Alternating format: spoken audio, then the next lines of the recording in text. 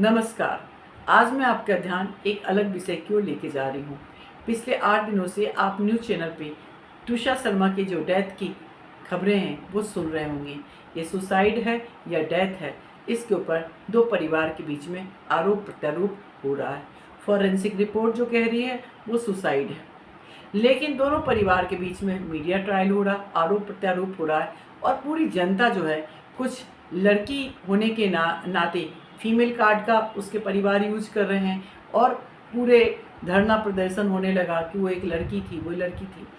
तो लेकिन आज मैं आपको दूसरे नज़र से भी देखने के लिए इसकी बात करूँगी। जैसा कि आपको मैं बताऊँ, मैं अभी एक लॉ की स्टूडेंट हूँ। इसके साथ साथ में मैंने PG diploma in career counselling and guidance किया है। एस्ट्रोलॉजिकल मैं काउंसलिंग करती हूँ और काफ़ी सालों तक मैं एक एज ए प्रोफेसर कॉलेज में काम की हूँ। सोशल लाइफ में जीती हूँ। सोसाइटी में की जो चीज़ें हैं उसके बारे में मैं गहन चिंतन करती हूँ। उसके बाद मैं इस पे टॉपिक पे बात करती हूँ। दोस्तों, अभी कुछ दिनों से मेरे पास में बहुत सारे ऐसे जो यंग एज के लोग आ रहे थे अपनी काउंसलिंग के लिए, जिनका मेडिकल में साइकेट्रिस्ट ट्रीटमेंट भी चल रहा था। वो सुसाइडल अटेम्प्ट कर रहे थे और उनकी जो एज मैंने देखा वो 22 साल से 27-28 साल के बच्चे ज़्यादा थे। जिसमें से तुषार शर्मा के केस को देखते हुए मुझे अभी रिसेंट की एक घटना याद आई। अभी मेरे पास में एक 25 साल की लड़की आई थी, ग्रेजुएशन कंप्लीट कर चुकी। उसके पूरी फैमिली उसको लेकर आई थी। उसका डॉक्टर के यहाँ ट्रीटमेंट चल रहा था, लेकिन उसको हॉस्पिटलाइज्ड होने के कंडीशन हो गए। जब मेरे पास आई, मैं उसकी काउंसलिंग की, अकेले में बैठ के सब बात की, बिल्कुल नॉर्मल थी। और जैसे ही पेरेंट्स आए उसके फेस अलग हो गए। मुझसे बोल रही थी कि मैं बिल्कुल ठीक हूँ, मेरे पेरेंट्स ज़बरदस्ती मुझे डॉक्टर के पास ले जा रहे हैं। और जब पेरेंट्स आए तो कहते मुझे डॉक्टर के पास जाना है। मैंने कहा अरे तुम तो ठीक थी।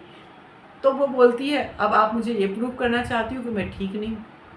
वो जस्ट डबल जो बातें बता रही थी, 3-4 घंटे मेरे साथ कहाँ बैठी मैंने पूरी उसके हर पास्ट लाइफ की, क्योंकि मैं एक रेकी हीलर भी हूँ, एस्ट्रोलॉजी भी की हूँ और पास्ट लाइफ रिग्रेशन के बहुत सारे मैंने किताबें पढ़ी हैं। तो उन सब चीज़ों को देखते हुए जो मैं उनकी लाइफ को जानने की कोशिश की, तो वो सीधे उसके पेरेंट्स के आते ही वो हाइपर हो गई और बोलती है मुझे इन दोनों को देखकर मुझे जो है अटैक आता है, साइकिक अटैक आता है। मैंने कहा क्यों आता है तुम्हें मम्मी पापा को देख के साइकिक अटैक?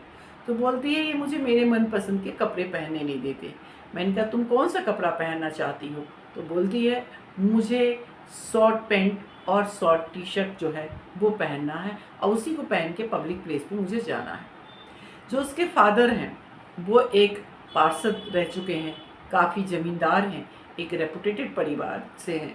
उन्हें इस तरीके की ड्रेस अच्छा नहीं लगता क्योंकि वो सोसाइटी में रहते हैं। मैंने उसे समझाया कि एक कहावत है, खाना अपनी पसंद से खाना चाहिए और कपड़े दूसरों के पसंद से पहनना चाहिए। तो वो जस्ट बोलती है आप तो मेरे मम्मी पापा के फेवर ले रहे हैं, ये तो इनकी नैरो माइंडेड थिंकिंग है। मेरी बॉडी है, लीगल राइट कहता है कि मुझे जैसे भी हो वैसे रहना है। इनका कोई भी राइट नहीं बनता कि मुझे ये टोके कि मैं कैसे कपड़े पहनूं। आज यही सिचुएशन तुषार शर्मा का है। यहाँ पे कुछ पॉइंट्स को पहले नोट करने की ज़रूरत है। दोस्तों, तुषार शर्मा का अरेंज मैरिज नहीं हुआ था। जब आप मैट्रिमोनियल साइट पे जाते हैं तो आप पहले व्यक्ति से ही मैरिज की बात नहीं करते। आप अलग अलग प्रोफाइल के लोगों से बात करते हैं, उनसे आप खुलते हैं और फिर खुलते खुलते जो आपको आपके करीब लगता है आप उनसे कांटेक्ट में आते हैं। तो मैट्रिमोनियल साइट पे आप मल्टीपल चॉइस में जाते हैं, मल्टीपल प्रोफाइल्स देखते हैं, मल्टीपल लोगों से बातें करते हैं और फिर जिनसे अटैचमेंट फील होता है आप उनके पास जाते हैं। तो तुषार शर्मा ने डेटिंग ऐप से जो समर्थ है उसको सेलेक्ट किया था। दैट मीन्स तुषार शर्मा पहले बहुत सारे लोगों से बात की, उसके लिए जो बेस्ट लगा वो समर्थ लगा। 2024 से 25 तक तुषार शर्मा जो है वो समर्थ के साथ डेटिंग की है। एक आप भी जानते हैं आजकल छोटे छोटे बच्चे हैं, वो अपने इंटीमेसी की फीलिंग है या अपनी पर्सनल लाइफ की बातें अपने बॉयफ्रेंड से, अपने जिससे वो कमिटमेंट में हैं उनके साथ शेयर करने लगते हैं। ये तो ग्लैमरस वर्ल्ड की लड़की आई थी, पढ़ी लिखी, ओपन माइंडेड थी, सारी बातें शेयर करती थी, एक दूसरे से दोनों मैच्योर थे। 1 साल एक दूसरे को समझने के बाद ये लोग शादी के बंधन में बंधे। जब शादी के बंधन में बंधे तो वो अपनी खुशी से रजामंदी से हुई, किसी प्रकार का यहाँ पे डोरी की बात थी ही नहीं। सेकेंड चीज़, जो उन्होंने पब्लिकली बोला है कि 20 लाख की डिमांड थी, जबकि एफआईआर में उन्होंने केवल 2 लाख की बात कही। कहाँ 20 लाख को जो मीडिया में गुमराह कर रहे हैं और कहाँ ये 2 लाख की बात की। थर्ड चीज़, जो तृषा शर्मा है उसके ऊपर किसी प्रकार के जो बाउंडेशन नहीं था।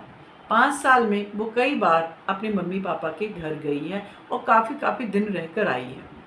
जब एक पढ़ी लिखी फैमिली, एक पढ़ा लिखा भाई, एक पढ़ा लिखा पूरा परिवार है, ऐसे में और एक ओपन माइंडेड जो फॉरवर्ड रहने वाली लड़की है, वो कैसे नहीं हो सकता कि अपनी बातें उन लोगों के बारे में नहीं बताई हो, वो सारी बातें बताई होगी। सेम यहाँ पर जो समर्थ है उसने भी तृषा के साथ जो अपना लाइफ देखा, फ्यूचर देखा, और जब उसको आफ्टर 4-5 मंथ के बाद पता चला कि उसकी वाइफ प्रेग्नेंट है, तो उसे खुशी होने की जगह उसकी वाइफ अगर ये कहती है कि मैं ये बच्चा नहीं चाहती हूँ और मैं माँ नहीं बनना चाहती हूँ, मुझे अभी बच्चा नहीं चाहिए। यहाँ पर एक बात की जा रही है, मीडिया में बहुत ये बात हो रही, अनप्लान्ड प्रेगनेंसी। दोस्तों, आप अपनी मम्मी से पूछिए, दादी से पूछिए, या अभी तक जो चलता आ रहा है, प्रेगनेंसी जो है वो ईश्वर का वरदान है, वो कभी प्लानिंग करके नहीं होता। बहुत सारे लोग प्लानिंग कर रहे हैं, उनका तो आईवीएफ भी फेल हो जाता है। तो ये तो एक ब्लेसिंग्स है जो उसे मिला था भगवान से। सेकेंड चीज़, कोई भी फीमेल जो है उसका राइट जरूर होता है कि वो बच्चे को जन्म दे या ना दे, लेकिन फीमेल इंडिविजुअल नहीं होती है। फीमेल के साथ में उसका परिवार होता है। बच्चे हस्बैंड वाइफ के 2 लोगों के बीच का एक संबंध का एक रूप होता है बच्चा, ना कि उस फीमेल के इंडिविजुअल राइट्स होते हैं। तो उसने अपना सेल्फ डिसीजन लिया, और सेल्फ डिसीजन लेने के लिए जैसा कि उसके एडवोकेट ने बताया कि जैसे उसे पता चला वो घर से चली गई बिना अपने ससुराल वालों के परमिशन से, उसके बाद अपनी फैमिली के पास में रही, फिर उसके वहाँ रहने के बाद 10-12 दिन रहने के बाद वो वापस आई और फिर उसका मिस कैरेज करवाया। इस ड्यूरेशन में उसके परिवार वालों को तो समझाना चाहिए था, क्योंकि वो 10-15 दिन अपने परिवार के पास रही, लेकिन उसके परिवार वाले क्यों नहीं समझा पाए, ये भी मीडिया वाले से एक सवाल पूछना चाहिए।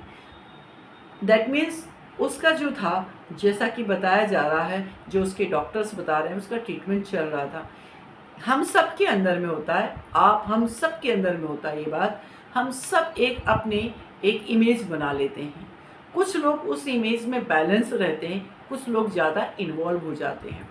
और स्पेशली फीमेल के साथ में, जैसा मैं आजकल देख रही हूँ, काउंसलिंग में मेरे पास में आती हैं, ऐसे सिचुएशन में, या मैं सराउंडिंग में देखती हूँ, बहुत सारे ऐसे होते हैं जो अपनी दुनिया बना लेते हैं और उस दुनिया में इतने इंटर हो जाते हैं कि उनके दूसरे के ऊपर ट्रस्ट करना, दूसरों की बातों पर विश्वास करना, ये सब जो है उनको एक बहुत बड़ा दोषी का भाव देता है। और वो दोषी जो महसूस करते हैं उसके लिए वो इनर सोल में फाइट करते हैं, और जब वो फाइट करते हैं तो आक्रामक रूप धारण कर लेते हैं, या तो सेल्फ हार्म करते हैं या जो सामने होता है उसके ऊपर हार्म करते हैं। ऐसा मैंने बहुत सारे केसेस में देखा है। तो यहाँ पर मैं ये नहीं कहती हूँ कि उसने दोनों फैमिली में किसकी गलती है, लेकिन गलती दोनों फैमिली की थी। तृषा शर्मा जो इतनी चीज़ें बर्दाश्त कर रही थी, उसके पीछे का कारण क्या था? यदि एक सेल्फ इंडिपेंडेंट फाइनेंशियल लड़की है जो काफ़ी सालों तक अकेले रही है पुणे में, जब सेल्फ डिसीजन लेने की आदी होती है तो वो अपना सेल्फ डिसीजन लेके अपनी फैमिली के पास ही क्यों नहीं रुक गई, या अपने जो है अपने राइट्स के लिए अपनी फैमिली को क्यों नहीं बोल पाई कि वो नहीं जाना चाहती, लेकिन वो अपनी फैमिली के पास जाती आती, और इस तरीके की सिचुएशंस में जो ट्रीटमेंट है उस ट्रीटमेंट्स के बारे में क्यों नहीं बताई अपनी फैमिली को। तो दोस्तों, यहाँ पे गुमराह जो है दोनों फैमिली कर रहे हैं। अब यहाँ ऑब्लिगेशन जो है वो पुलिस पे लगाया जा रहा है। सबसे पहली बात जो है, जैसा कि उसके पोस्टमार्टम रिपोर्ट में आया है, एक प्रधानमंत्री है या कोई भी है, तो हम ये नहीं कह सकते हैं कि उन्होंने अपनी पावर का उपयोग किया है। पुलिस अपना काम करती है, जज अपना काम करते हैं, लोग अपने काम करते हैं। एक नॉलेजेबल पर्सन है या पावरफुल पर्सन है तो हम ये ब्लेम नहीं लगा सकते वो पावरफुल है। हमेशा ये देखा गया है कोर्ट में, चाहे कोई भी हो, यदि हमारे फेवर में जजमेंट आता है तो हम बिल्कुल सही बोलते हैं जज को, यदि हमारे फेवर में नहीं आता तो हम बोलते हैं जज बिक गया। ये एक लोकल बात है।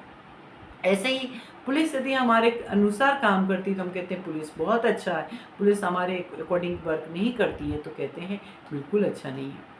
यहाँ पर उसकी बॉडी 8 दिन से है, वो सोल जो है वो पीस मांग रही है, लेकिन उसकी फैमिली जो है उसकी बॉडी को उठा नहीं रहे हैं। वो अपनी ओर सोच रहे हैं कि एक बार मैं ले लूँगा तो मेरे ऊपर लाइबिलिटीज आ जाएगी। आप जाइए, अपना पर्सनल भी आप करवा सकते हैं, यहाँ कोर्ट किसी प्रकार का मना नहीं करता। आप बॉडी को लीजिए, अपना पर्सनल जो है पोस्टमार्टम रिपोर्ट बनवाइए और वो भी सबमिट करिए। यदि डॉक्टर देखता है, क्रॉस चेक होता है तो आप उसको भी देख सकते हैं। ऐसा नहीं है कि पुलिस आपकी नहीं सुन रहा, पुलिस अपने अनुसार काम करता है। अब यहाँ पे समर्थ को बोला जा रहा है कि भगोड़ा क्यों है, कानून का रक्षक है। दोस्तों, जेल में रहकर समर्थ अपनी बचाव नहीं कर सकता।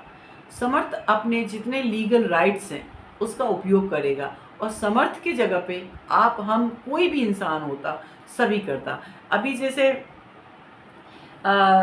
इतने 2-4 ऐसे केसेस आए थे जहाँ पर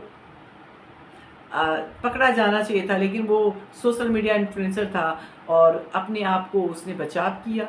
तो कोई भी गिरफ्तारी से अपने आप को बचाव करता है और ये उसका राइट है कि बचाव करे। तो दोस्तों, हम सब इस बात के लिए इन्फ्लुएंस ना हो कि कौन क्या कह रहा है, हम फैक्ट को जानें और फैक्ट को जानने के बाद हम समझ पाएंगे कि क्या है।